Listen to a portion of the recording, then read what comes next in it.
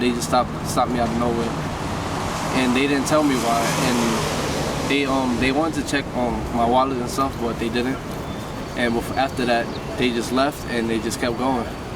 The Brownsville housing projects in Brooklyn are one of the poorest areas in New York City, with the highest violent crime rates. Brownsville is the second most stop-and-frisk neighborhood, where over 30,000 stop-and-frisk reports have been made. NYPD's Stop-and-frisk, a policy where a police officer detains a person who seems suspicious and then pats down the suspect to determine if the person is carrying a concealed weapon. In 2011, over 300 residents had been stopped on Sutter Avenue. Many of them were between the ages of 14 and 18. They thought I looked like somebody, so they stopped me and checked my bags and everything. And I was wondering why. They just said I looked like somebody, that's it. The NYPD says its stop-and-frisk policy is a major reason behind the city's low crime rate.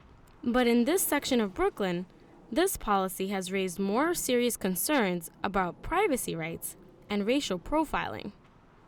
Brownsville residents say they feel unfairly targeted. I was standing outside of a car, one of my friend's car. I was talking to him through the window, and an unmarked car pulled up next to me out of nowhere. A woman hopped out and slammed me against the hood of the car, told me to freeze, and that I was being stopped and frisked. She didn't identify herself as a police officer, so naturally I was scared and I pushed the woman. And then her partner got out the car, and then they both pinned me to the car and told me that I was being stopped and frisked. I was wearing a soccer uniform at the time, so how they fathomed me having any guns on me is beyond me. Last year, the NYPD stopped teenagers more than 140,000 times.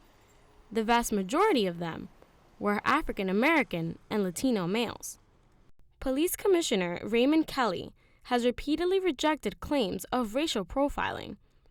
He also notes that crime in the city is decreasing. But this comes as a little comfort to some Brownsville residents.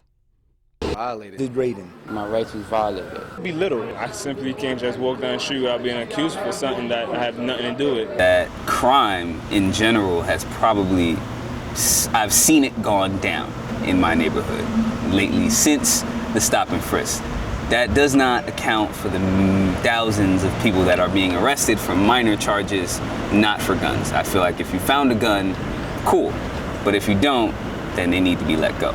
The number of stops has continued to increase each year, which has raised concern for lawmakers and lawyers who are now bringing cases to court. As for Brownsville, one cop said that the police would continue to stop everyone because to them, everyone looks the same. This is Grace Cueva for NYU Tonight.